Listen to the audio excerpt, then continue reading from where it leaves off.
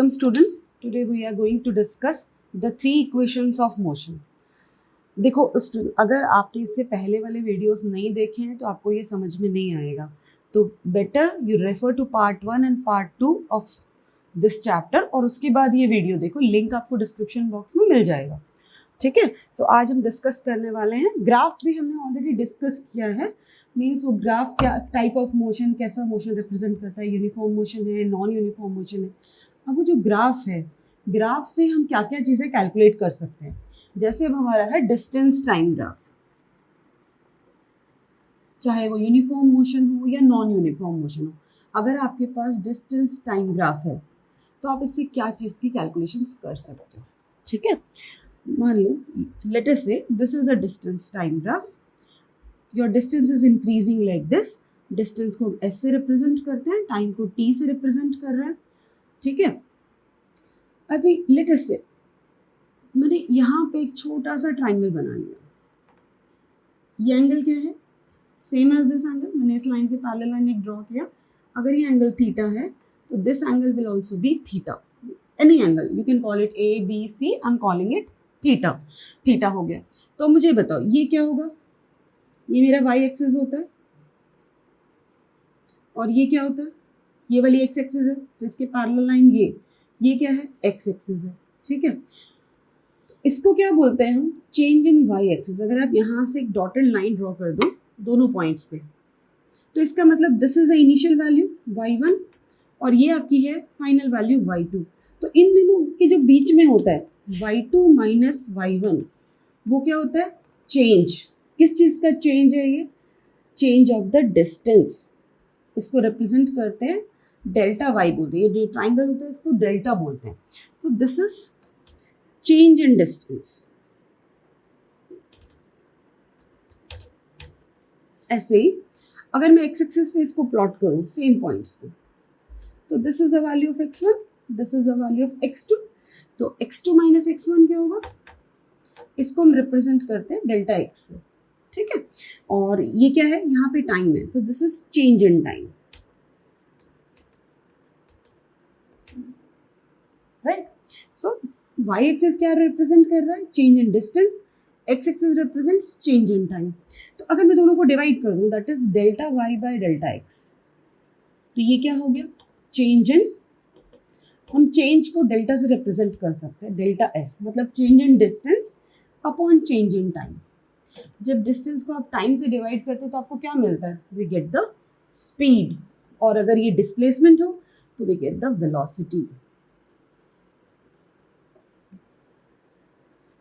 सो अगर आपके पास एक डिस्टेंस टाइम ग्राफ है और उससे आप क्या निकाल सकते हो, उसके स्लोप से वेलोसिटी निकाल सकते हैं। ये जो change in y by change in x, इसको बोलते हैं स्लोप ऑफ द ग्राफ। इसको क्या बोलते हैं, स्लोप ऑफ ग्राफ। मैं रिपीट कर रही हूँ फिर से, देखो अगर आपके पास कोई भी ग्राफ है, ग्राफ के अंदर क्या होता है, change in y by change in x। ये चेंज इन y और चेंज इन x क्या है, जब आप इसको डिवाइड करते हो y एक्सिस को x एक्सिस से, उसको हम बोलते हैं स्लोप ऑफ द ग्राफ। और यहाँ जब हम डिस्टेंस टाइम ग्राफ का स्लोप निकाल रहे हैं, so it gives us the velocity. तो आप इसमें क्या बोल सकते हो, slope of a distance time graph gives velocity of the object. Velocity of object at velocity of the object. ठीक है, तो जब भी आपके पास कोई भी शेप का डिस्टेंस टाइम ग्राफ है, आप उसका स्लोप निकालो। स्लोप निकालो मतलब delta y by delta x निकालो। जस्ट आप इन डॉट्स को यहाँ डॉटेड लाइंस बना सकते हो। You can measure this value and you can measure the x axis value also. दोनों को divide करो, this is the slope of the graph and it will give me the velocity if it is a distance time graph. Clear student? Same way I can also have a velocity time graph.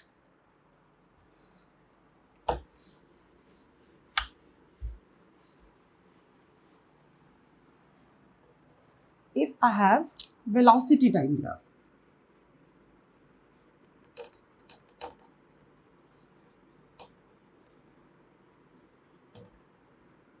दो तरह का graph बना लेते हैं।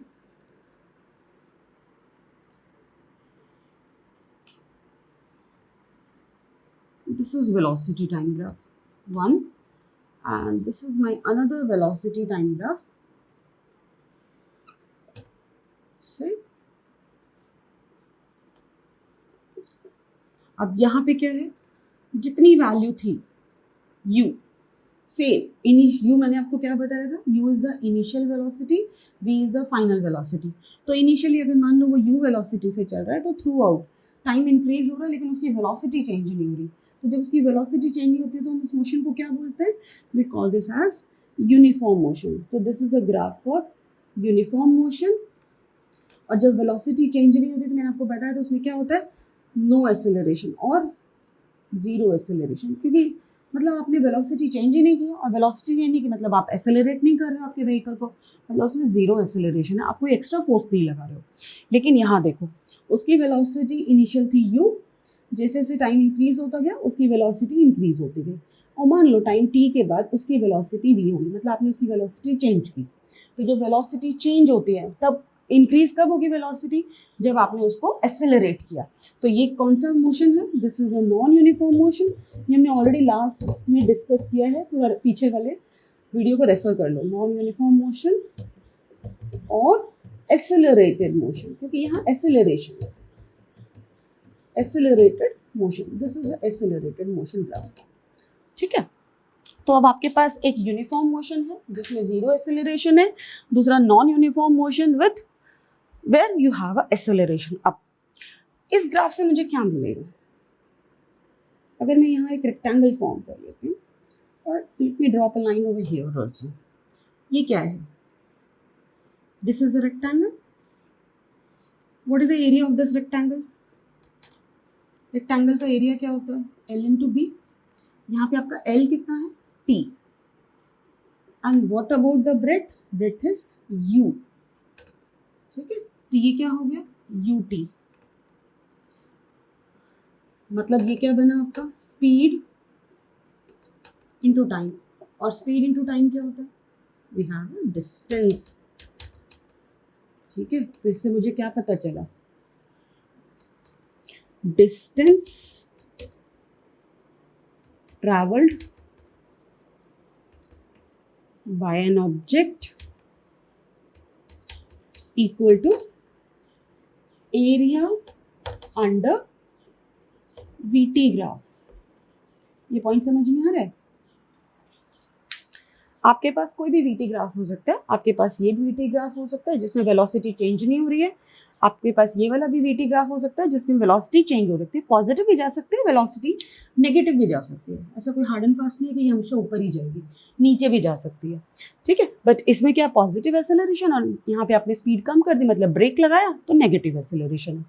ठीक है, तो हमें यहाँ से क्या पता चल रहा है, अगर मैं ये ग्राफ है मेरा, ग्राफ के नीचे जितना एरिया कवर हो रहा है अगर मैं उसको कैलकुलेट करूँ तो मेरे पास क्या आ रहा है, UT. U क्या है, speed. T is the time. तो स्पीड इंटू टाइम किसका फॉर्मूला होता है, distance.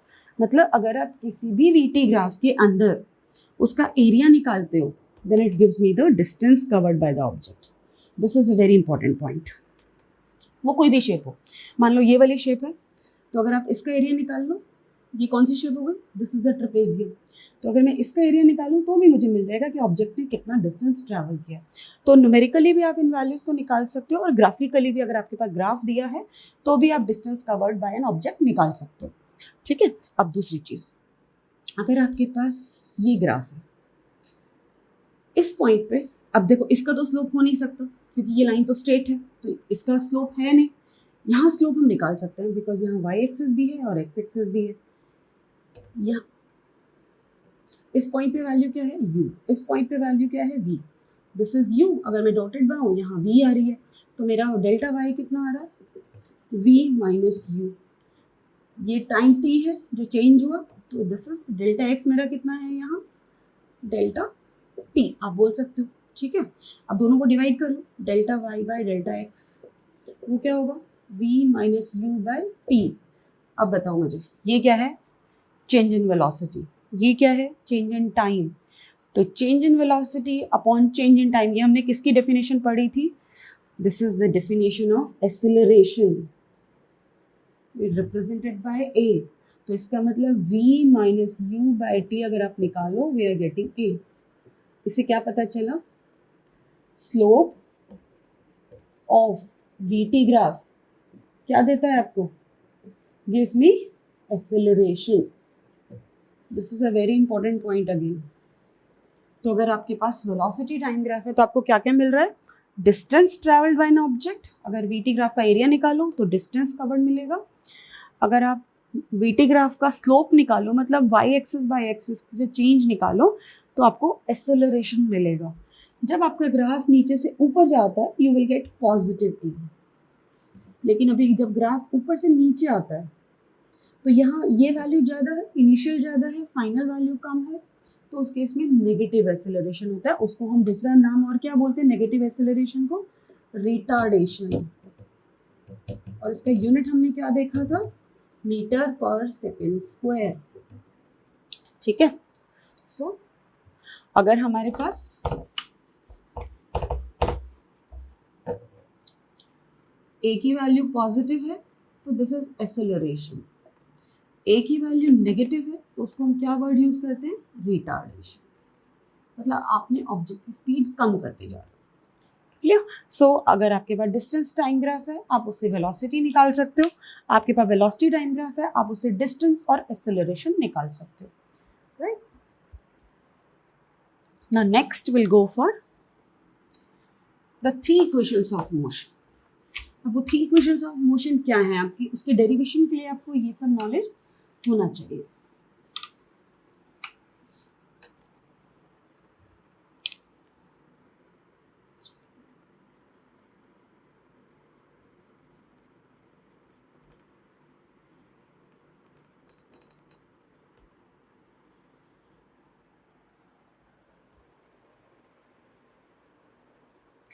My three equations of motion are, first equation is v equal to u plus at. The second equation is s is equal to ut plus half at square. And the third equation is 2as equal to v square minus u square. We are going to derive them graphically first. We'll see the graphical representation of these three equations of motion. ठीक है, ये बहुत important है, इसमें से mostly second और third तो exam में एक क्वेश्चन तो आता है, राइट। तो अब इनका डेरिवेशन देख लेते हैं graphical. Will go for graphical first. First वाला ऑलरेडी आपने देख लिया, फर्स्ट वाला अभी जस्ट मैंने जब पीछे किया था, we got a is equal to v minus U by T, right. सबसे पहले इसके लिए ग्राफ क्या बनाओगे, ग्राफ सबके लिए एक ही बनेगा, तीनों के लिए। This is time t, u is the initial velocity and final velocity is v, and this is the graph. ठीक है, let me call these points as a, b, c, d and let this point is e. ठीक है, ये कौन सा graph है, velocity time graph. तो अगर मैंने वेलोसिटी टाइम ग्राफ का स्लोप निकाला that is v minus U by T, then it is equal to a। तो आप जब ये डेरिवेशंस करोगे तो सबसे पहले ये डायग्राम बनाओ, उसके ऊपर लिखो slope of VT graph gives क्या देता है, गिव्स एक्सेलरेशन। ये लिखने के बाद आप ये इक्वेशन लिख सकते हो। ठीक है, बस अब इसमें कुछ नहीं करना, इसको रीअरेंज कर दो। A T is equal to E minus U को इधर ले जाओ, so V equal to U plus A T. This is the derivation for the first, very easy one, easiest of all of them. ठीक है, ये तो हो गया फर्स्ट का डेरिवेशन। चलो अभी सेकंड वाले पे आ जाते हैं, इसी ग्राफ में से। सो ये आप एक जगह पे फर्स्ट वाला। Now let's go for the second equation. अभी मैंने आपको जस्ट इसके पहले क्या बताया था, एरिया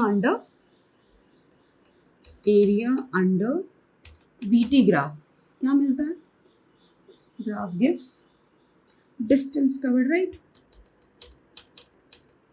अब मैंने पहले वाले केस में इसका आपको एरिया निकाल के नहीं बताया था, अभी हम देखते हैं इसका एरिया कैसे निकालेंगे। अब ये मेरा ग्राफ है, इस ग्राफ को मैंने अगर बीच में से डॉटेड लाइन डाल दी तो मेरी दो शेप्स बन गई, एक ये रेक्टेंगल बन गया और एक ये मेरा ट्रायंगल बन गया, राइट। तो मेरा एरिया कितना आएगा, एरिया को हम एस से रिप्रेजेंट करते हैं, तो area is equal to area of triangle A B C E plus area of triangle AED, ठीक है। जब आप रेक्टेंगल का एरिया और ट्राइंगल का एरिया दोनों ऐड करोगे तो आपको पूरे ग्राफ का एरिया मिल जाएगा, एंड वो क्या है, डिस्टेंस कवर्ड, राइट। तो एरिया ऑफ रेक्टेंगल क्या होता है, लेंथ इंटू ब्रेड्थ। यहाँ लेंथ कितना है BC, ब्रेड्थ कितना है AB, so this is AB into BC plus triangle का एरिया क्या होता है, half into base into height. इसका बेस कितना होगा, सेम एज T, तो AE लिख सकते हो या फिर आप BC भी लिख सकते हो, और हाइट कितनी है DE, half into base into height plus. अब इसके बाद इसके वैल्यूज को सब्सटीट्यूट कर दो। AB की वैल्यू कितनी है, AB is how much U, और BC कितना है T प्लस हाफ। AE की वैल्यू कितनी होगी, जितनी BC की वैल्यू है, तो इट इज T। DE की वैल्यू कितनी है, दिस इज DE, तो ये कितना होगा V माइनस U, बिकॉज ये पूरा कितना है V and this much is U, so this value is V minus U, ठीक है। अब V माइनस U, मुझे इस इक्वेशन में तो नहीं चाहिए V minus U, my equation is UT plus half AT square, तो मुझे यहाँ एक्सेलरेशन चाहिए। तो हमें क्या करना पड़ेगा, इस इक्वेशन में फर्स्ट इक्वेशन ऑफ मोशन को यूटिलाइज करो and replace the value of V minus U। देखो अब फर्स्ट इक्वेशन से क्या होता है तुम्हारा, V equal to U plus AT, U को ट्रांसपोज करो, V minus U is equal to AT, तो V माइनस U की जगह आप क्या लिख सकते हो, AT, just replace that value. So this is UT plus half T into AT, that is UT plus half AT square. This is my second equation. This is the derivation for the second equation of motion. Okay, so this is the one. You can note down, pause the video and note down the solution for this one. Now we'll go for the third equation of motion. Again, same method as we have discussed before. Just अब इसी चीज़ को, मुझे पता है मेरा VT graph का area क्या देता है, डिस्टेंस कवर्ड, तो वही लेंगे। लेकिन पिछली बार हमने क्या किया था, इसको ट्राइंगल में और रेक्टेंगल में यूज़ किया था। This time will consider it a single figure. अगर आप देखो तो ये लाइन इसके पैरेलल है, तो ये कौन सी शेप है, this is the shape of a trapezium. तो एरिया अंडर द डिस्टेंस का टाइम ग्राफ वापस ऐसे रिप्रेजेंट करेंगे एरिया को, डिस्टेंस कवर्ड, और वो क्या आएगा, this is equal to area of the trapezium. Area of trapezium. Name is A, B, C and D. This is the area of the trapezium. What is the formula for area of the trapezium? It's H by 2 A plus B. What is H? The distance between the parallel sides. What is A? The two parallel sides, right? So let's substitute the value H. What is H here? The distance between the parallel sides. So what is this? BC. Divide by 2 and then A, this is one side, so this is AB, another parallel side is CD, so write down here CD and now substitute the value. What is the value of BC? T by 2. What about AB? AB is what? U. And what about CD? CD is V. Now compare it with the third equation. In the third equation there is no T, so we should remove T. Okay, again make use of the first equation. We had V equal to U plus AT, replace कर दो V minus U by A equal to T, तो जहाँ आपका T है वहाँ ये value डाल दो। Okay, so this is S is equal to V minus U by A, और 2 आपके पास पहले से है, एंड इसमें क्या आ गया, U plus V को V plus U भी लिख सकते हैं, doesn't change anything। 2A को इधर मल्टीप्लाई कर दो, 2AS इधर आ गया। अब ये क्या है, V माइनस यू एक ब्रैकेट, V प्लस यू दूसरा ब्रैकेट। थर्ड इक्वेशन आपने पढ़ी हुई है, जब आपके पास होता है A plus B into A minus B, तो उसको क्या बोलते हो, A square minus B square. This equation you have already studied, their identity पढ़ी है ना 8th स्टैंडर्ड में, सेम वी शुड अप्लाई। तो इधर क्या आ जाएगा, V square minus you square. So this is the derivation for the third equation. So all these are the derivations of the 3 equations of motion graphically. आप video को pause करो, rewind करो चाहिए तो, and go through them, because 3 equation में से second and third तो mostly एक इक्वेशन एग्जाम में आती है, तो just repeat this and go through it. Okay, this is the one.